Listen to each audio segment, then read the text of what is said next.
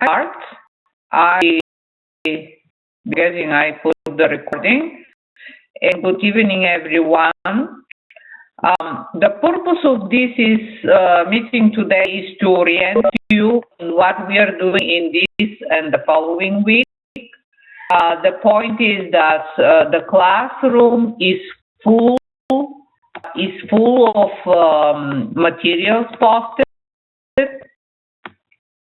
and I don't expect that you will read everything from the first day. Of course, you should read and watch as many as possible in order to get better handle where we are, what the water we are swimming in. So the purpose of this is just to do some overview how to deal with this, and help you with whatever question you may have regarding with assignment 3. So for what I see from the previous week we started this topic, many of you are contribution to the discussion topic. I very would like to see more on this and to continue with the discussion during this week, which is continuation of the previous. So the first topic was how important for data analysts, data scientists is to understand big data technology. And I'm not going to conclude today. I'm happy with your posting. And of course, there is not simple answer yes or no as possible, since the data analyst, data scientist is not directly responsible for an implementation of the big data technology, but it has to be, let's say, and skill enough to communicate effectively with the team in which he is working, because in order to do the analytic, you need the infrastructure, and the infrastructure for big data analytics is big data technology. So in one of the material posted in the classroom, I copied from them this file, which is from Coursera, and I added something which I feel is very important. This point I want to make here, for which I'm not very happy, but I don't know how to deal with this. The point is the following. When we talk about technology are proprietary to whatever company, even open source, not open source. They are open source because they are open, but any commercial product is related with a certain company. And wherever you get information right from that company, also you feel the bias to the strength of that company. It doesn't matter if we go with Cloudera, with Norton, with IBM, and the point is the following. This technology, we don't have, let's say, formal unity writing in the way we've been teaching usually in university. So this is, let's say, new challenge for me as a structured classroom, teaching totally without formal textbook, teaching with the technology available at hand. So it's very important. I have this slide, so it's important you put enough critical thinking, you understand everything which any of the companies writing, and you're capable to look aside of this and to confront and to discern what is really the issue in all this. If the Hadoop is history, what is the issue here? The issue is the demand of solution existing, and then the technology in general has advanced enough, and some brilliant mind jump on top of this necessity, and after certain development, we have what we have, as a solution right now. I'm not going to go over all this history. You can listen to the video, you can consult other information. But I want to point here that what Cloudera is showing in the top, you cannot forget what missed in their presentation. Let's heart of this is reduce algorithm, and that was the Jeffrey Dean and Sanjay, both from Google, and they published this work. MapReduce was 2002-2004, get published, and then simultaneously with the people working with the necessity of Facebook, Yahoo and Facebook, actually, the necessity to deal with big data of Yahoo and Facebook with let's say, with a platform to deal with big data. One of the points I want to make today.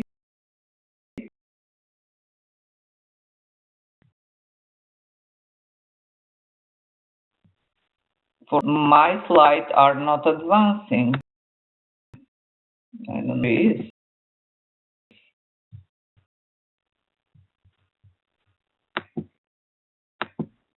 Okay. If I discuss the idea about what Hadoop is, we have to think about Hadoop, let's say in general, when we refer to Hadoop, this is a platform, is a operating system to deal with big data. We include many components, and two main components, which are the Hadoop distributed file system and MapReduce. These are the heart of Hadoop, let's say, of the Hadoop ecosystem. Because already we are talking about ecosystem with at least, if you add up all the products, all of the basic products of Hadoop, which are Hadoop distributed file system and MapReduce, you really can go to 50 of them. Talk about different providers. Here, important thing I want to point is not to the detail you will see in all the presentation, in all material posted to the classroom, the brilliance of, let's say, the brilliant idea which evolved from necessity, ended up with the Hadoop ecosystem, provides exactly the solution. No, never is enough, but approaching to the need of solution for big data for most of the applications today. And what are the main characteristics we have to keep in mind?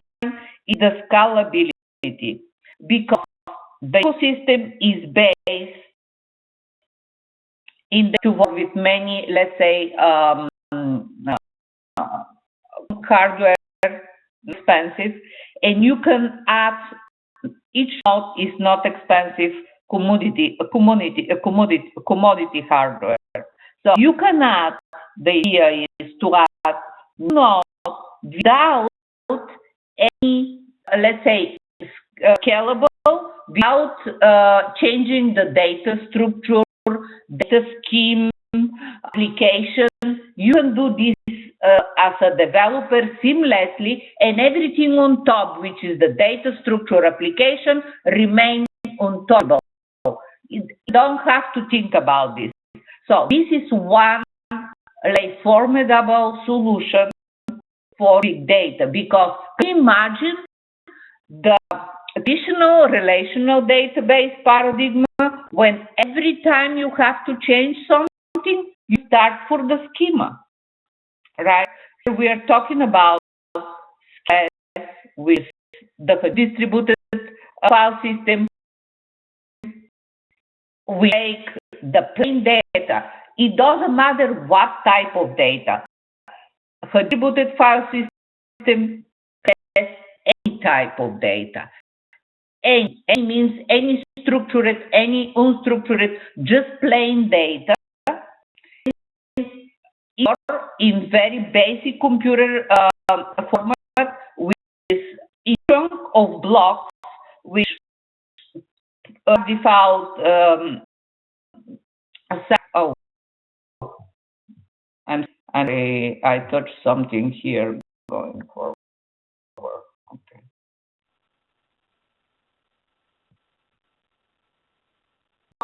Replicated 3 times.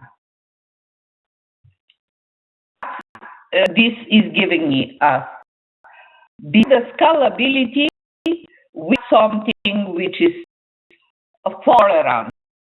Why is it important, the fault tolerance? When we talk about big data and when data is in distributed file system in a massively distributed hardware system, you find that if a lot of hardware goes down, you lose information. So, and recovery in big data fashion is very painful. So, part of this, let's say, a part of this development was high fault tolerance. That's why, that means in order to get you the fault tolerance, you need redundancy. And redundancy is implemented by having each block replicated by default is 3. But as a developer, you even, for highly fault tolerance, you can replicate more than 3. This is the default. 2 characteristics, which is scalability and fault tolerance, we have to think about, of course, cost-effective, and cost-effective start with the deployment and commodity hardware. I'm not going to make any account here. You can find a lot of writing with all the calculations, but ultimately the cost per terabyte is the lower one you can imagine, compared to any comparable in functionality in future. So the cost per terabyte, that is the good parameter in the Hadoop distributed file system, which of Hadoop. And of course, the characteristic which you have to keep in mind is flexibility. Flexibility comes as I pointed, data can be ingested. Any schema is schemaless. So the possibility in the same system to ingest any structured, unstructured data is enormous advantage in solution for big data. So given all this advancement in the development of Hadoop, with the 4 characteristics and with the core component, which is Hadoop distributed file system, of course the MapReduce. Because MapReduce is the heart, because it's the, let's say, the algorithm which as a basic task of any operating system. With the source manager and scheduler. Let's say this is the heart of any operating system, and not everyone accept this, but for me, what first came in mind when I think about Hadoop is a new modern operating system for the data driven day in which we live. It's the traditional operating system we have in our, let's say, personal computer, either Windows or a Mac or whatever. And the basic component in any operating system is the scheduler and resource manager. Resource manager, MapReduce, usually is first the task, which is what he creates for each node is key value, and then to find all key value related with certain key. This is very simplistic, let's say, description. You can read more, and if you have questions, I will just post your question. We have question and answer in weekly, let's say, module. Don't hesitate to ask any question, because let me tell you, these stuff are not difficult, but there's too much that very easily gets, let's say, confused. Let me tell you, first look, I guess, when you cut about component in the Hadoop item, it's intimidating. In any graphical representation, you see at least a zoo with at least 20 animals, right? So, don't be afraid if you get confused. Main idea is the following: think out the main component and why everything appeared after that. Here I have what is the. Let me make one point before going to that slide. The point is the following: Hadoop is open source product. Several, say, providers are providing a product. Starting with Cloudera, the main provider are Cloudera, and IBM. All providers the Hadoop ecosystem in the way they see this. So there is some differences. That is the same. Hadoop distributed file system and these are open source products. On top of them are coming many different products developed differently by the different providers. Still, most of them are open source, but they are developed to fill up, let's say, the difficulty. The problem is whatever you do in this skillless distributed system, which has ingested data for any source, literally any source, you have, of course, to develop application. And the application on MapReduce for MapReduce is Java. And you understand, the skilled Java programmer is still somehow limited with the need to application, not approaching the need of Java skilled software engineer to do applications. So, starting with, for instance, Yahoo developed a pig, and it came from the idea pig can eat any food, so let's put the name of pig. And the idea was they didn't want to work with MapReducer, writing MapReducer program in Java. That was the invention of pig. Very similar pig is much easier to learn. It's much easier to learn. But the idea is exactly like Java. You have the language, which is pig Latin, and you have the pig runtime, like the Java runtime. So, I just pick as an example because was one of the first, let's say, on top of the core components of Hadoop to develop. Initiator was Yahoo. After Yahoo, Facebook is Hive. Why? Well, they find out that there are many people very fluent in L, having something which is compatible with this skill in order to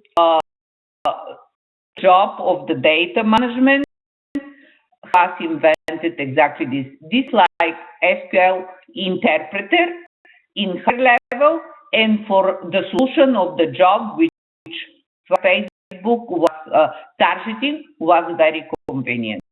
And on and on and on. So then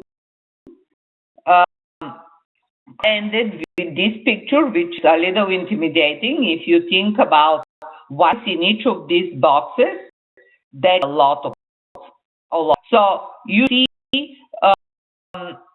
just the heart is in Hadoop. What is the elephant? This is the basic stuff. Hadoop distributed system and MapReduce. On top of this, you have all these different.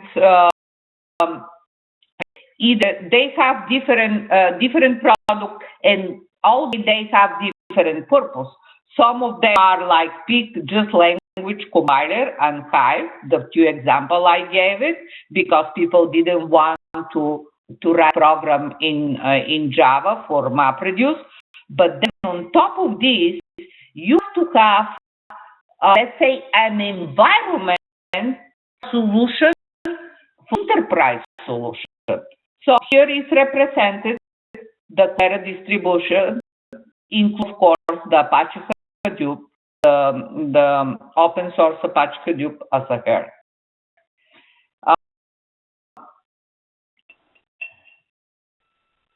The idea of the IBM platform, which is quite different. IBM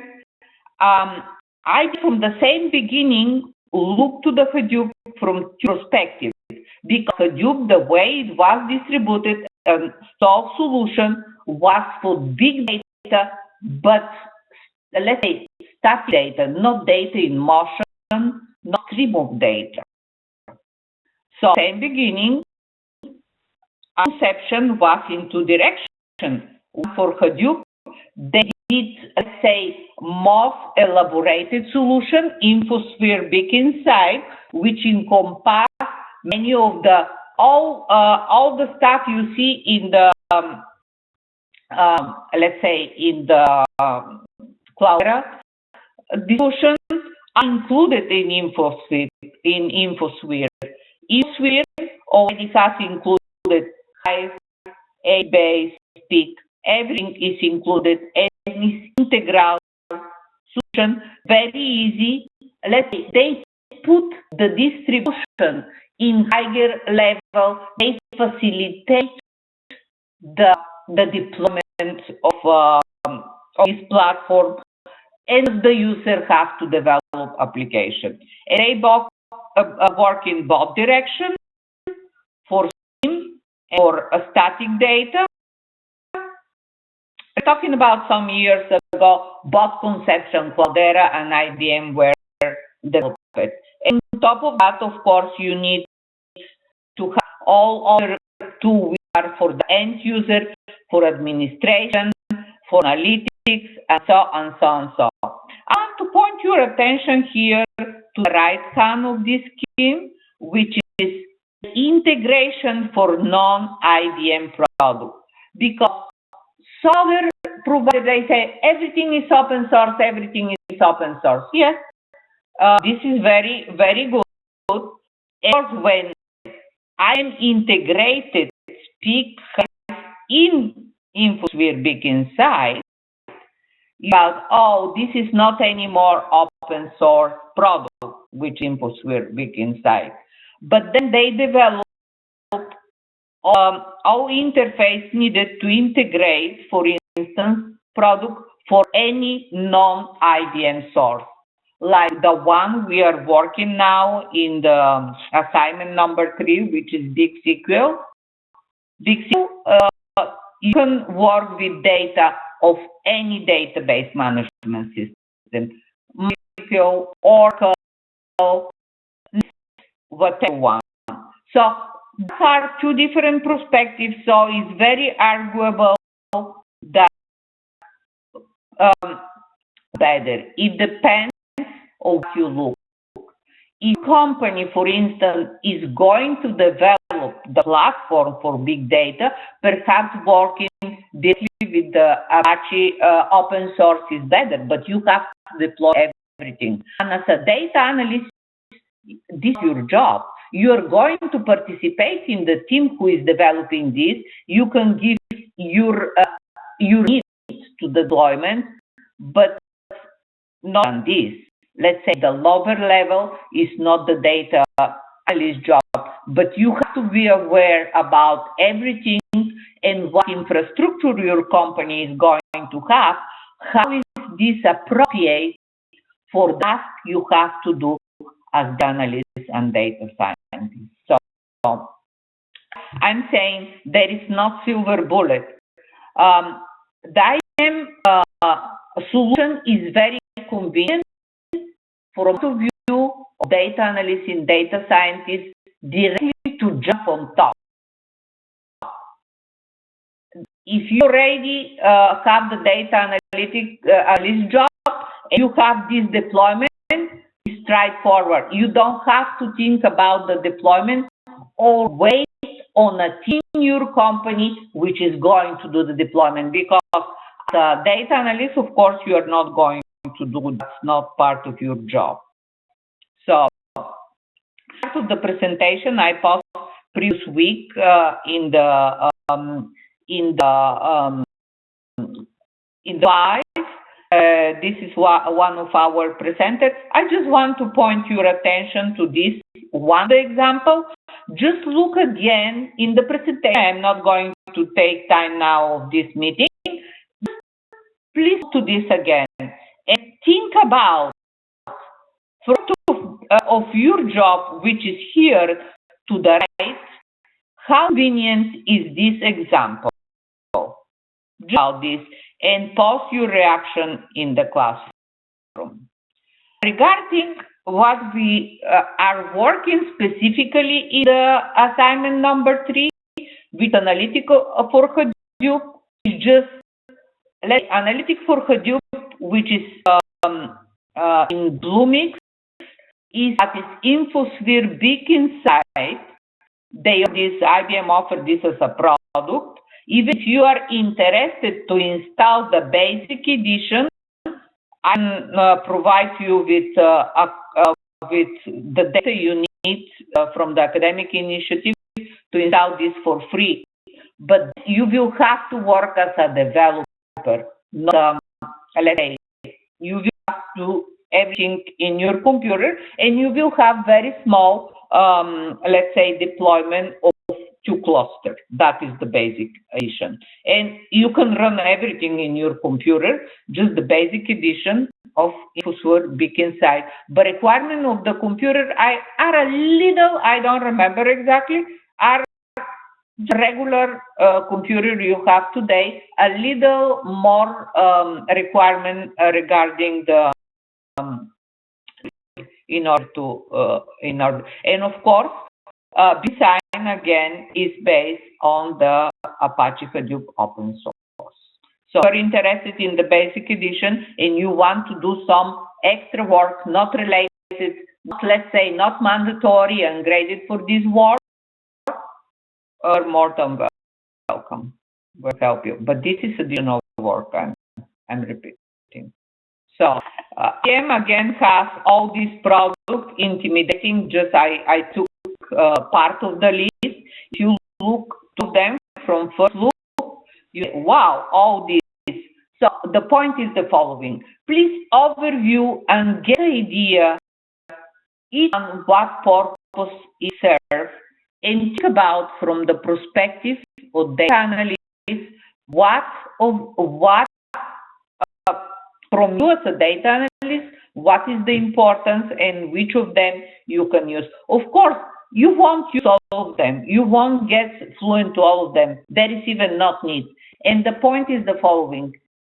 Each of them was developed for certain purpose. For instance, Yahoo developed for certain purpose, Facebook developed Hive for certain purpose, and now we have BigQuery from IBM. Let's say the purpose of BigQuery is wider, I would say, is more promising than Hive and Pig, not because they cannot serve the purpose, but the purpose was to serve different, let's say, different users. to get on board everyone with SQL skills, which are many today. SQL skill is, let's say, is more frequent than any other because it's very easy scripting query language. So what IBM did, I would say, English much more skill, much more possible solution. And what they have developed, and we have the opportunity to do some practical work with this in this assignment. Let's use these skills. Let's use them on Hadoop, on the Hadoop distributed file system. Hadoop. What they changed in this deployment is, let's say, is slow. Let's put it this way. The aim is to deal with big data, but it's not possible to implement MapReduce, for instance, before of data. The thing. What IBM did with Big SQL just as an engine, and on top on what is named Massive Parallel Processing Runtime, on top of what is all these data storages, which is the distributed file system, HBase, which is not SQL, this is column database, and Hive is the let's go interpreter. I have posted also a lot of material related with Big SQL. I'm not going to go over this. I'm just want to point you, this is just different perspective, and it actually can target a lot of different applications. So just take openly, don't think just about the SQL, because this is not 100% SQL. Big SQL is implemented on Hadoop, have some differences of the traditional scripting language, and one of the things you can think about is the way distributed file system is, or let's say the base on which it runs. Of course, there should be some limitation and something we are not 100% compatible with the standard as well. You have this in the assignment. I want to point your attention here that there are three products similar in this direction. Is the Hive, which is the other one from the Impala, which Cloudera developed and is based on what is the storage format, and also the SQL, which is again in the same storage format. I am in one of the writing which of the material. They compare themselves with Impala and Hive for different this in a server, for different, let's say, for single user, for many, for multiple user, and they compare the performance. Of this specific paper published in a journal, the way traditional I'm teaching, I want to see reliable scientific paper, but unfortunately, in this one, well, from point of view of education, we have to rely in what the provider, let's say, tests and gives us a result. But if some of you can find the research around this and can find different research in this area, I'm very interested to see the post in the classroom. And you'll be happy to listen, because any result which is just a provider, I'm always think about with question mark, you know. That is inevitable that any provider will be a little biased in product. This loop, I can tell you, besides that any of the provider, Cloudera or IBM, they tend to say my product is the best, and we have to abstract of this. We don't care about this. I want to see any, let's say, pitch in the classroom. Now, why we are using IBM? Because it's the Bluemix, because it's the most convenient to think in a classroom. We have given free access to a platform as a service where you can find, it's not just the cloud, it's a platform as a service which is offered for us for free, and we just try to, and this is the most convenient in a short period of time to get exposed to several different things, and later on, after the class has ended, you are free to go more in deep in whatever you want. Now, if you go to the Cloudera distribution, you have to install your computer, let's say the basic, the big deployment, which is 2 clusters, and yourself. And let me tell you, this requires much more time. And from point of view of instructional point of view, we don't have a way to see what is happening in your computer. And this is very inconvenient from instructional point of view. But by any chance you're interested to have the basic cloud deployment in your computer, the instructor for this class, John, can prove you and you can work on this. But this in addition to what is required for the classroom. I don't want to spend more time on this. I think I gave you more than I wanted direction. What I want now is to proceed with questions, or Elena, if you have something regarding the assignment you want to tell them. I need to tell you guys something very important about the itself, Big SQL and Sheets. Notice that I'm going to share my screen, but if you notice that when you log in on the login page, have you noticed that expiration limit? And I figured out how to bypass it. So here I need to share my. Okay. So if this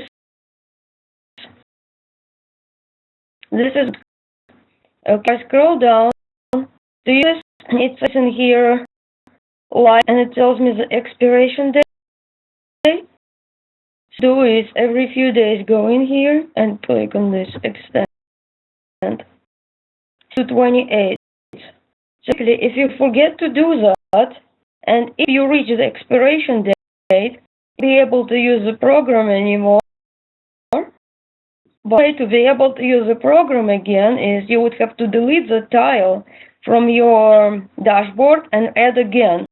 But when doing it, you're going to lose all your work. So to make sure it doesn't happen, you're going to periodically click this extend. Now, some of you asked me, you get the login and password for the database. It's right here. So here, essentials. So you kind of like have an notepad or text pad open and copy this. So that way it's kind of more convenient. So some of you will have started working on the assignment, hopefully most of it.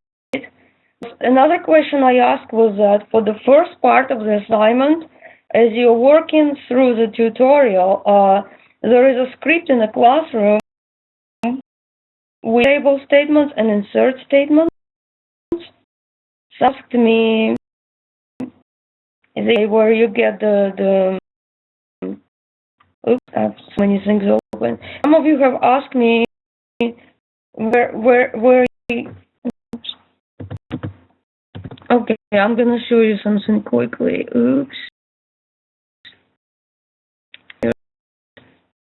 If you look at this here under the course content, and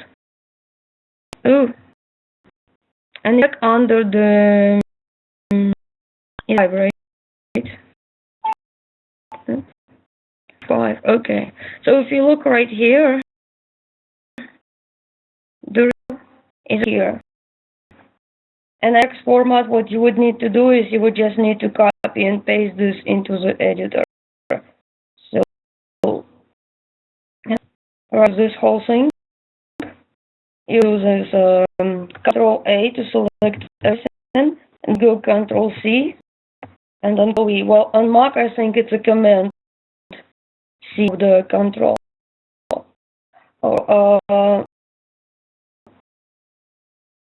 Another thing that I want you to tell you, it's very important.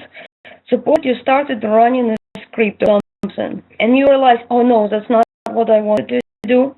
Stop it, let it finish running. Because when you do the start, stop all the time, it goes big. Because stop something, it does not necessarily stop. It's going to try to undo itself. The process is going to try to undo. And as it's trying to undo, you have something running. Basically, you just try not to stop.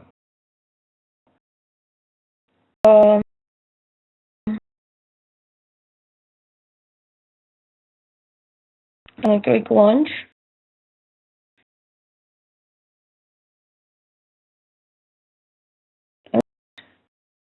It's time to come up here.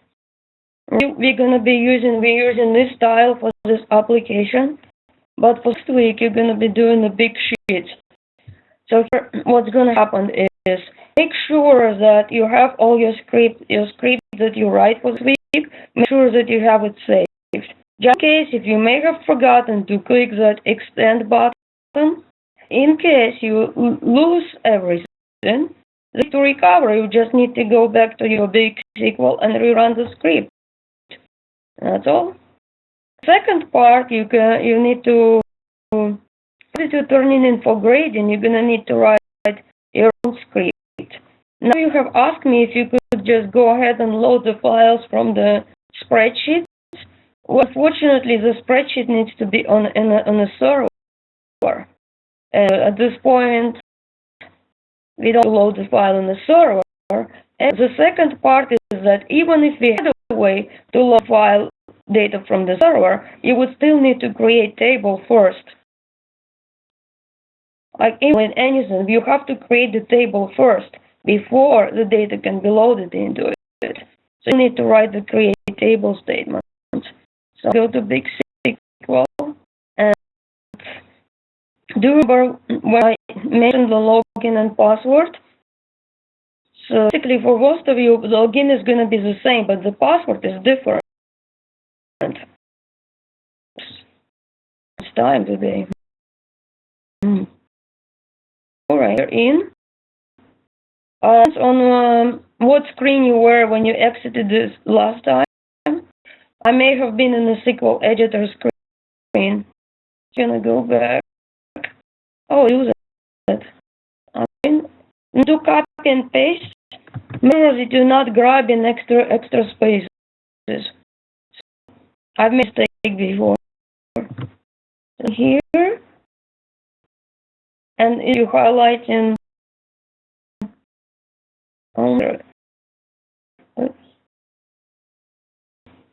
and I agree, and then mark it a Command C, I think. Alright, go in and I click OK. And connects me to the database. This screen right now, Big SQL. And here I can see what tables I have, and I'm gonna have some tables because I created the tables in a script. So that are here, you know what tables you have without writing the query. Because I remember in Oracle, it's user underscore tables. It's a data dictionary the query to get what tables you have and the table structure.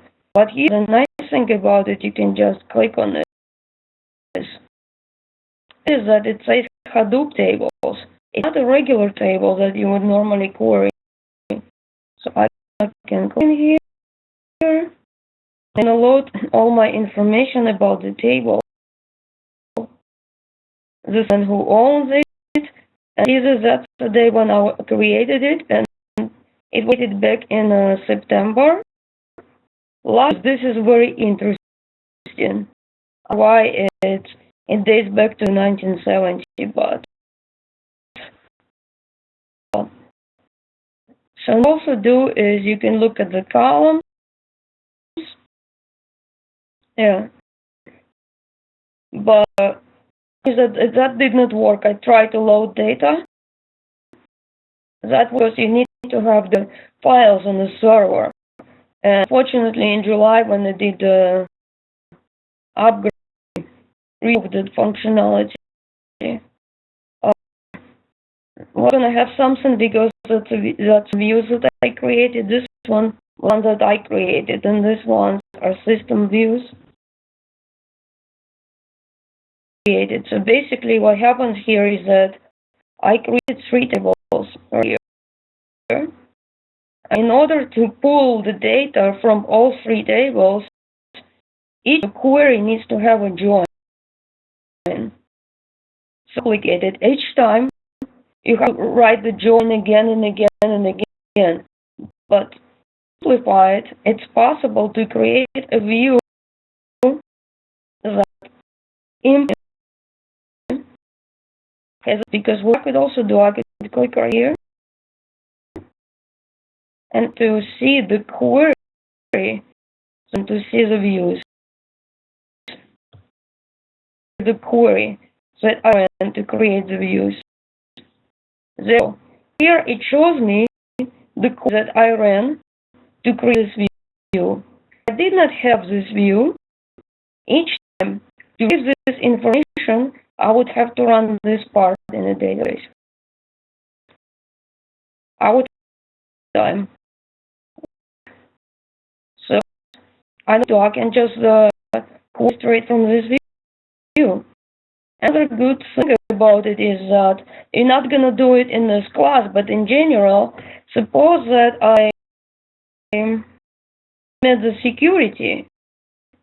For example, that I have, for instance, price, and suppose that I don't want to keep the price, and I don't want to just an example. What I could do is I could easily implement my security on a view. So the table implementing the security, and that's plus side. So you do the complex joins over and over. You can implement the security, and very easy to update the definition of view. So all right.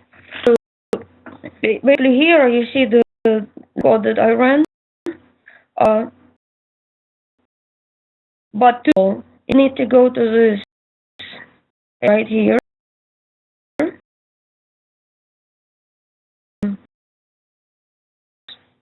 Alright.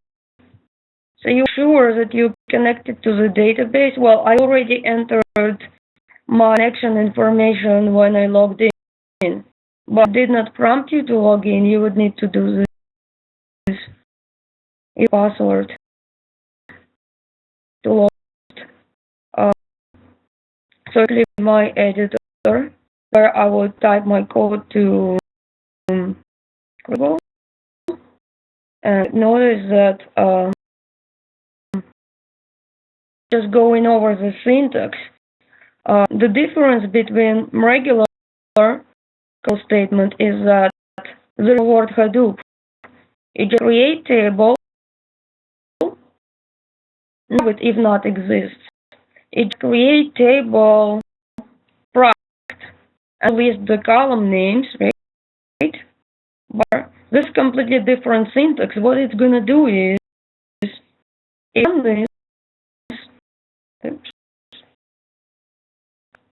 statement, what it's gonna do is it's gonna check if the table exists. If it does, it's just gonna ignore my statement, and if it does not, it will create a table. But what if I have a table, but I want to change its definition? I want to, for example, I want to add a column or something. One option is to do the alter table command, or another option you have to put the drop table statement at the top, like I'm doing here. So the drop table statement will remove the table from the database. But again, what if the table does not exist? In Oracle, you cannot do this, but here you can put if exists. In Oracle, but here you can put drop table if exists, right? So basically, why you only received one table created is because you need to run the whole script. You need to download the script from the formula and run the whole thing. So you basically do copy and paste here, and that's all.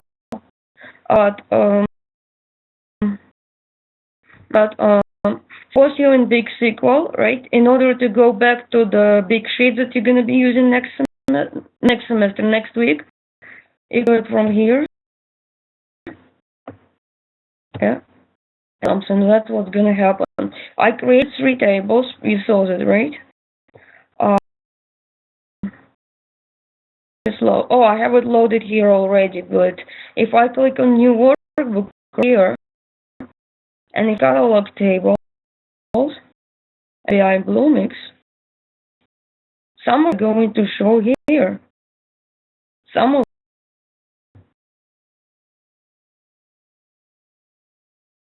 this here. And that has to do with the data type that I'm storing. This one. But our locations where they could be stored. So this one I'm good. I have all my column names correctly. The data is numeric, so it's going to be right here. My product. Yeah. What's going to happen next week? You're going to load to the big sheet. You go to the big sheet here, and you're going to see the tables that you created that did this week. So it's show here and one does not, but there is a location and it's in the instructions. I go to EFS file. I believe it's,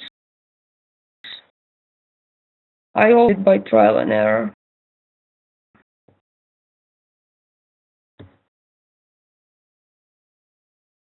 Nope. On one of those folders in here, maybe map reuse. But in one of those folders, and it's in the instructions, you see this.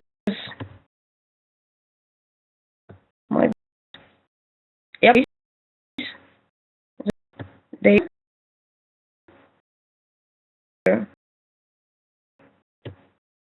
Yep.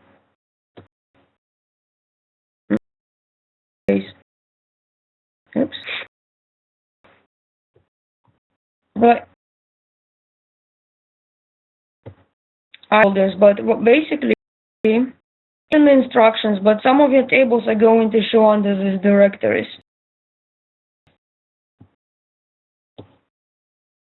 It is, but you would need to look at the instructions. But basically, what's happening is that some of your tables are going to be in the catalog tables, and some of your tables are going to be under,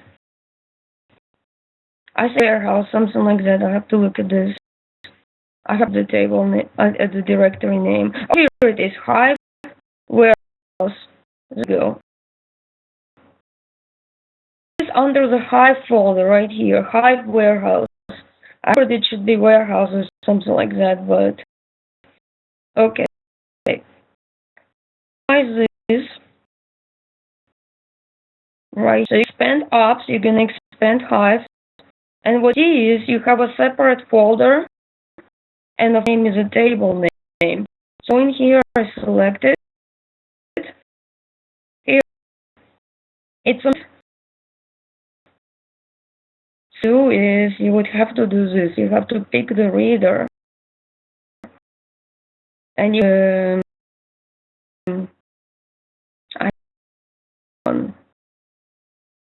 let's see. What is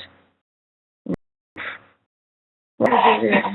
It's JSON text, but it's object. Yes. Yes. So I have to do. Thank you. Nope. Well, it's a bit of trial and error, but okay, 1 second. Oh, try. Nope. Well, anyway, basically, if your data does not show from the top, you can use one.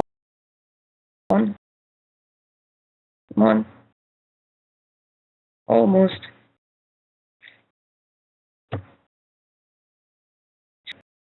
Oh, it's not, but I'm gonna find out. Basically, what if I go here? The reader is already selected for me.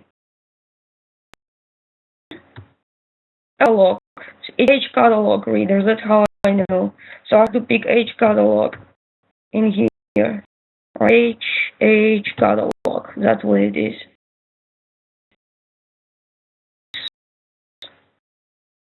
But anyways. Well, anyways, it's an instruction. So what I was trying to say is that here, if you get it to read, the headers are gonna be blank. Okay, so basically, if you're able to get the data from here, use this first. If you use the data, then go to this folder and pick from this folder. But of the readers, and if I figure out, I'll let you know. But it's in instructions. I just yeah. Okay. It's this yeah. But basically, what's gonna happen is it's gonna look. It's nice as a spreadsheet. Okay, close this out for a second, and I'll show you how it looks like. I hit cancel. And it's gonna look like this with a lock. So it means it's a master workbook and it's not modifiable. Right? Here is you're gonna load the data into the spreadsheet, and you're going to reproduce the same operations that you're doing with queries here, the filters. So this will be part 2. The first part is to create tables and to load data. And the part is going to be you use your tables here in the Big Sheets application. So it's like a spreadsheet. There we go. That inserted part 1 exercise. And what I could do is I could add formulas and I can filter my data. I can show you just a subset of the data and so on, and I can do my charts. Other way here, I don't need to know how to code at all. But in a SQL, yes, you need to know SQL. Right. I can go back to the SQL. Here. And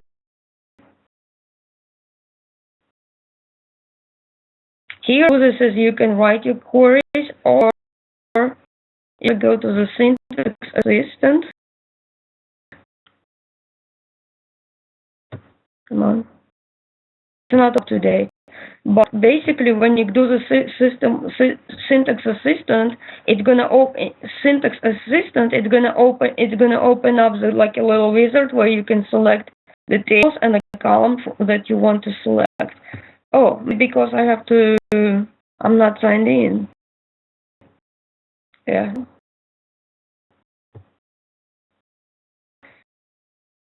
cooperative today.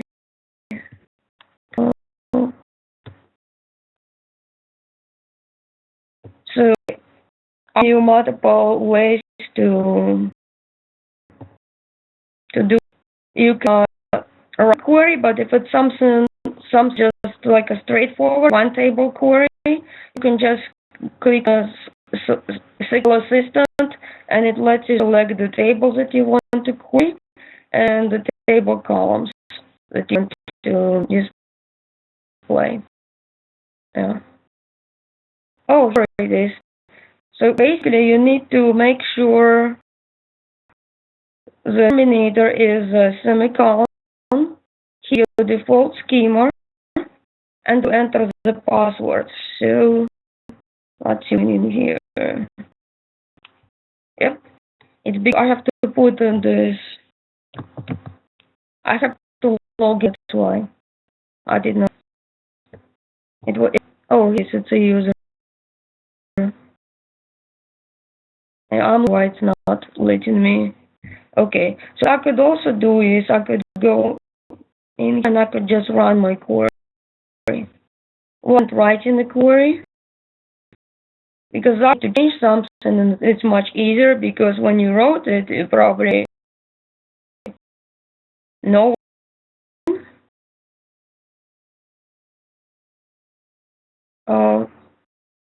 So that's one way to do this. Oh yeah, I can control the copy and paste to run this. What?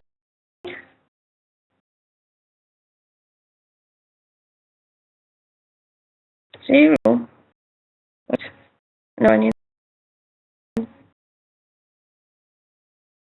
today. It's just a single statement to select how many rows I have in a table. Yep, I worked today. Succeeded. So it ran successfully. You're gonna see succeeded here. Expand this. And that of 24 rows. But show one here because I did not put the column areas. Something like my account, and then I call this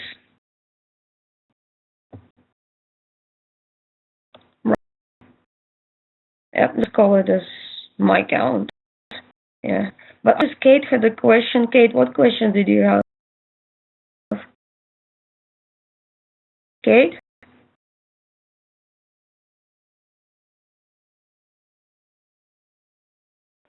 Chad, that I was never able to get the Syntaxis Assistant to work. Oh, okay. Yeah. Wrote my own script, copied and pasted it into Notepad to save for later. Yeah, because it was working before when I was doing instructions. It was working. Yeah. Maybe they did some upgrade or anything. Yeah. In general, what Syntax Assistant is just gives you a list of tables that you have, and you select the table and then select the fields. But it's much better. You get high benefit of just on the query.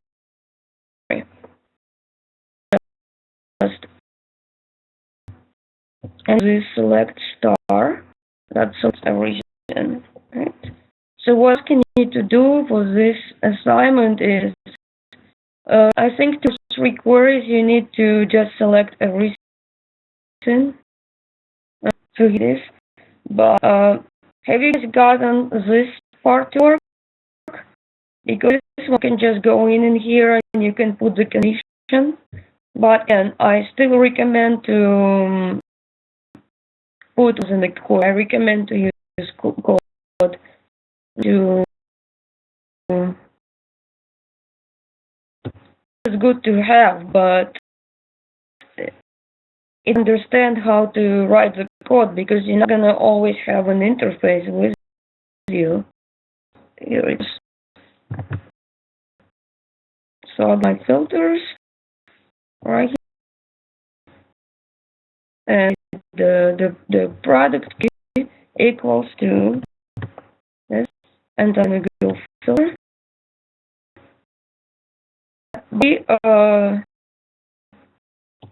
The problem is if I want to go to log, it did me what I did, right? I have the lost what query ran, but there was nothing that I filtered the query results. On the end, if I put it in here, in the workflows,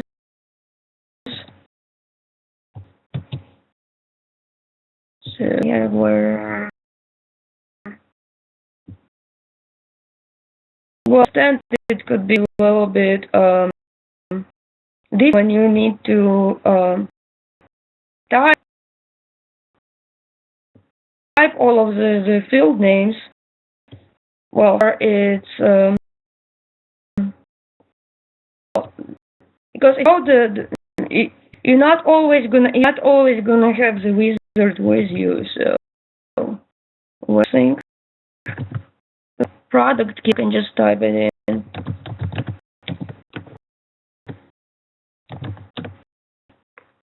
We need to pay attention to the data type. So it's a number, so I can just go in and run it. There is, and now see it shows me, I go to log, it shows me the whole statement. That when I did the filtering, it didn't show me the whole statement. But you need to save your query. And if you just do the filter through the wizard here, it's not gonna show full code for this. But I have tried to check this feature, I could not get this to work, so explain to work. But usually what explain does, it shows this that the query actually takes to execute. But this not get it to work. Explain.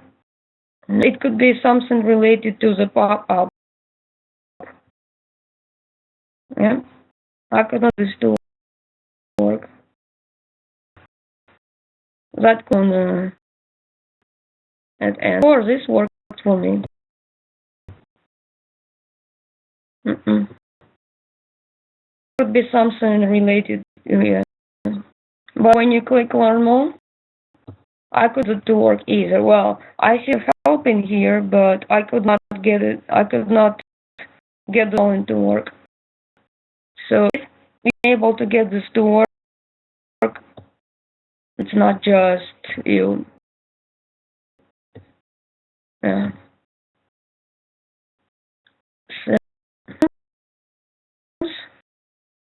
For I remember it's in instructions. I can look it up, but the whole idea is this: creating 3 tables, and your tables are gonna have, so you need maybe 5 to 10 rows in each table. And you're gonna be doing some queries and questions. What is, you go to the big sheets and you're gonna follow the instructions to load data in spreadsheet, and you're gonna be reproducing these operations in a spreadsheet. The filters, like where close. He did code to do this. And do something similar in a spreadsheet. There are filters for that. One thing that I'm not doing here, that I should have been doing, is adding the constraints. I'm not supposed to be able to enter more than one product with the same product ID. In theory, I would have to go in and define something that's called primary key. So I'm unable to have 2 products with this ID right here. I'm not in it here. It's one of the drawbacks, but it is possible. It can be done. Just that. And when you have another table, it also has a product key column. Actually, what you could do is you can define another constraint so that I cannot have anything sold that's not in the product. That's called foreign key. So I would say it's optional. If you would like to try it, you're more than welcome to. Rule can be enforced in iSQL, but it cannot be enforced in a big sheet. There is no way to enforce the uniqueness. You can just add a row with a duplicate product key. Here, last side is you can define the constraints. If I have the column or something like that, and one key column, and if I want to be valid product types, perhaps A and B, I define that constraint as well. So something that it's not in the instructions, but it's something that you might be interested to look into. And instructions, you're only going to see create table, insert data, the queries, and the view. In reality, you could also write your own function here and write a database object called trigger. So, for instance, when data in the table gets changed, something else happens. It could be in another table, or it could be a message gets printed out. You can do a lot of clearly doing Oracle, but the syntax is different and it's done a little bit differently. Even advanced stuff, in database, this and that is done more in a database administration class. So this capability is available. We're not doing it in this class, but just in general, you would know that it's there. And which applications are running the query, what statements are currently running. So notifications, usually you get this if it's taking long to run. If it's running, I would recommend not to stop. It's in the memory warning.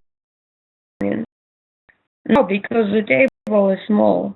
Well, I'm glad it's here. So I wanted to give you an overview that if you want to go more advanced, you can at your leisure and explore this. But it's not required. This part is not required for this assignment.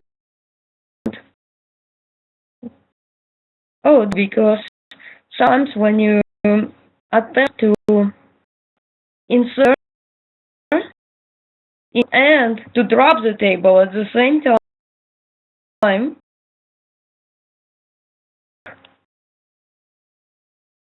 a mistake that I see a lot in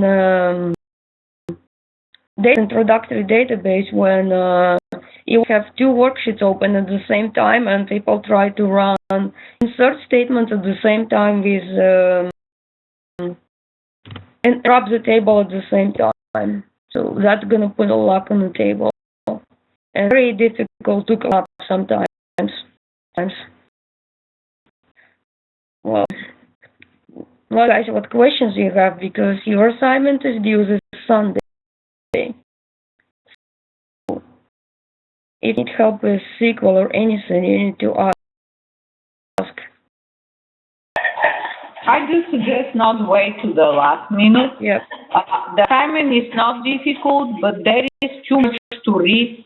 And my suggestion is, in order to get most of the class, to go beyond the assignment. The assignment is the minimum with this tool, let's put it this way.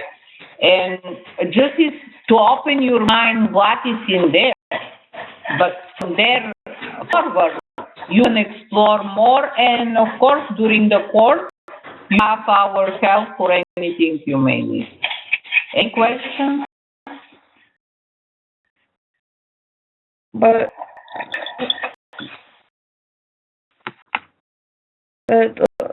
version of this application, it had different little applications that could be used to collect the data, or a web crawler applications that you could use to collect the data from web pages, and unlicensed big data. Right now they took that out. They took out that functionality because it was causing over it. Yeah.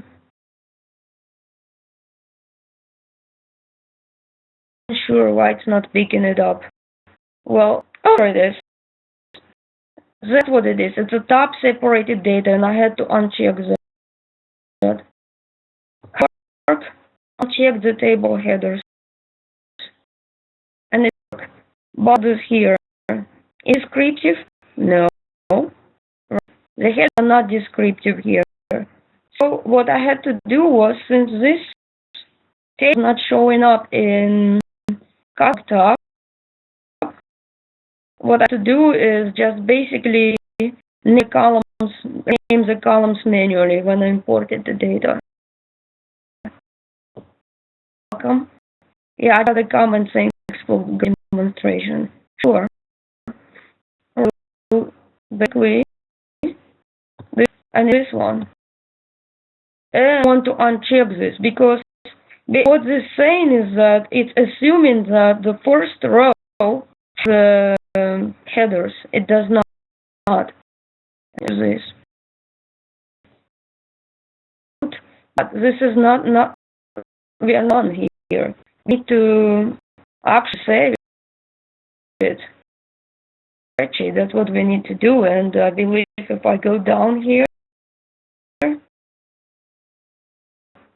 yeah, but because what I have to do is I need to tell the name in here and just say that.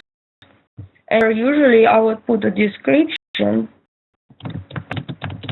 because when you create many workbooks, you want to know, you remember what you've done at the end of the day. This is optional. Name is required. That's what to proceed was grayed out because I did not enter the name. If mark is grayed out, it means it is wrong.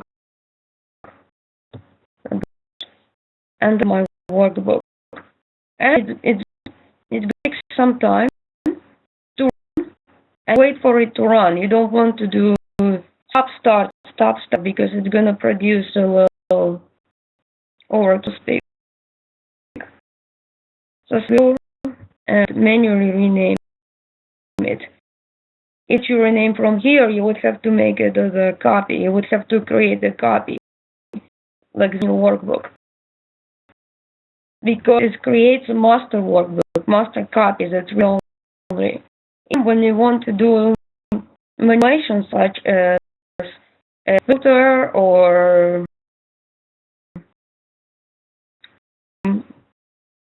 perhaps merge two sheets, which you'll be doing in an assignment, you need to build new workbook. I create a workbook as a copy. Each day, well. Okay, and if you may have noticed before, the add chart. But now here we went into the new workbook editing mode, and it also add sheets. So even when you want to run a new filter, it's going to add a new little tab in here. See it in the instructions. You have different types of filters. You apply the formula. You do the groupings. For example, I'm not looking at the sales data right now, but I could calculate what revenue I've made per product, something like that. That's what you would use the grouping for. The route I want to see only the products that were sold by Fazit, perhaps. So you do that. You would rename it. Alright, just rename. Now you type your new name.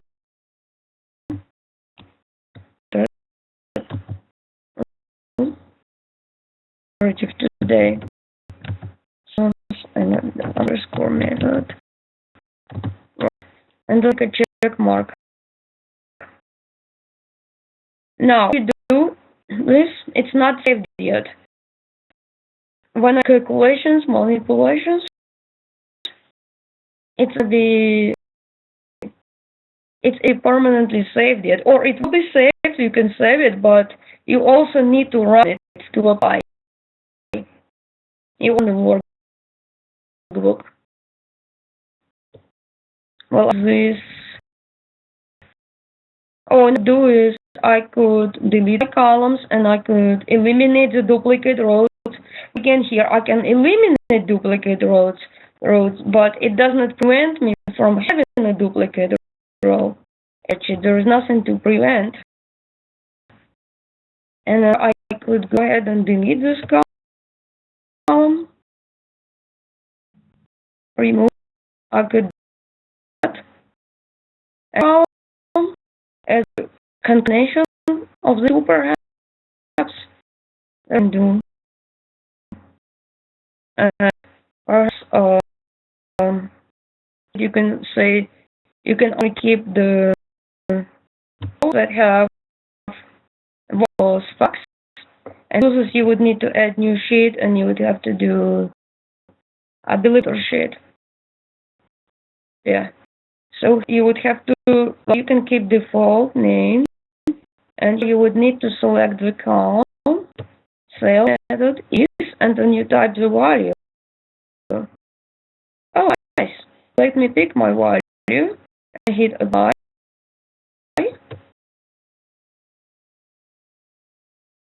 There we go. Done.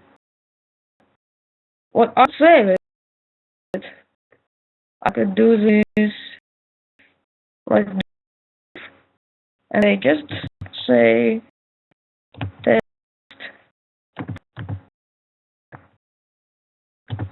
and but it's not, has not been run. Ask me if I want to run it. It has not been select exit. If I select exit, it's going to remind me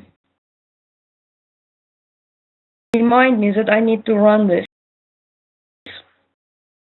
So what happened was I defined the formula, and what I saw was a preview, but I did not actually apply it. So you have to do this, run.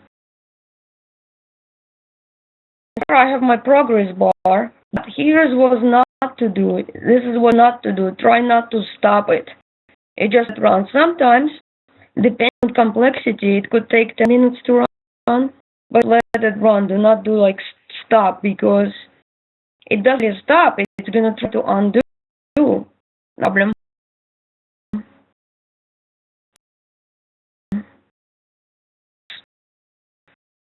Today is unusual, but just. And see here running. For some reason it says the progress is 0, but it's going to update it. And you're going to see a blue bar and it's going to say 100. And oh, I'm seeing a different, I'm going to add chart instead as it said before. Right. It takes a while, and especially if you do a chart, it could take some time to run.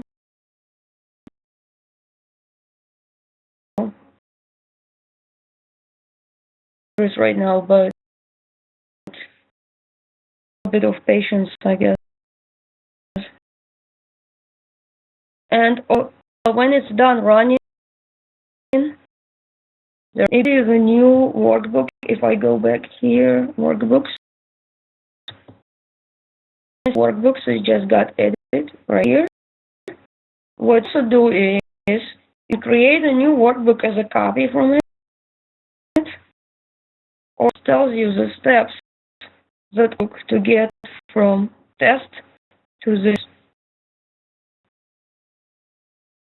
And I can from here.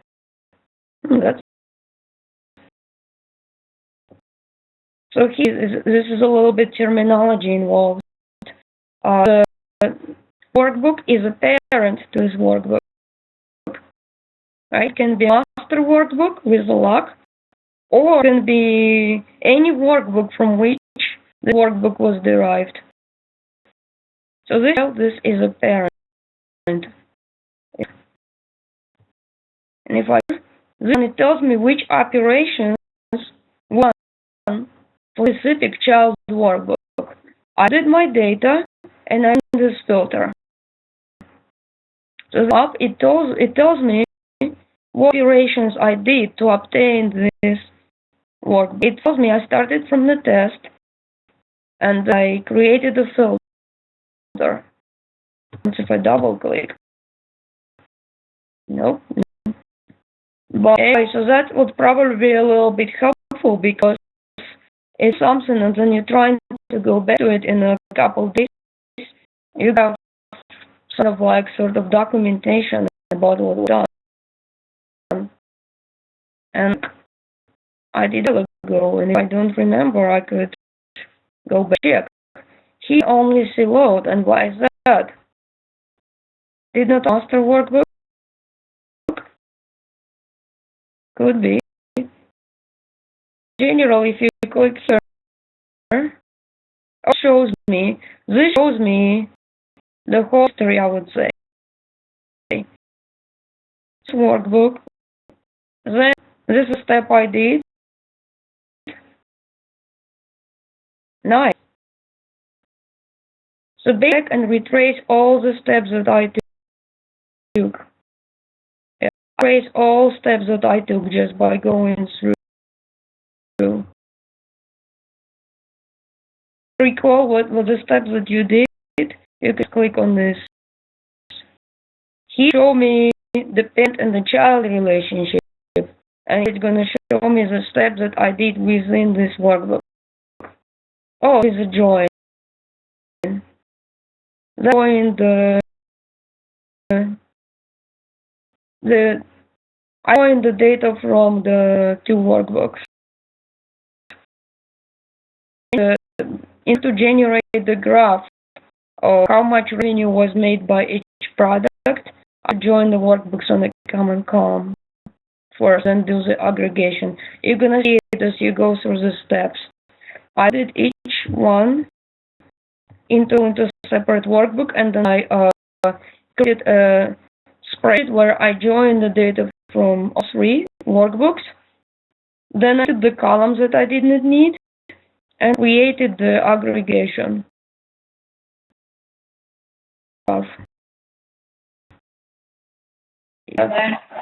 sorry, I will have to stop the recording because it's not gonna record. It's hour and a half. You can continue talking. I'm just going to stop the recording. Oh, okay, sure. Well, yeah, I was just showing basically that you can see the steps here. That's all. That's all.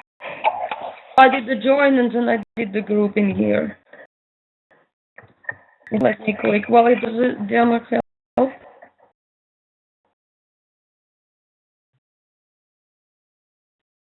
Does it?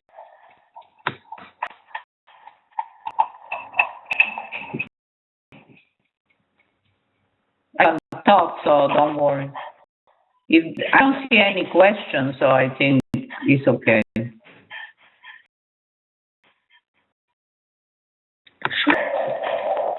If they are not questioned, then I guess they will be questioned later this week. They post your question in the question area in the week, and we will get to respond as soon as possible. But you guys remember what happened, why I could not load the workbook? Because if I made this mistake, I'm sure that anyone else could make that mistake. So just remember, you need to uncheck the headers. Because first row does not contain the column heading, so you want to uncheck the checkbox and it's gonna work. But this is good that you saw me make a mistake because you remember what the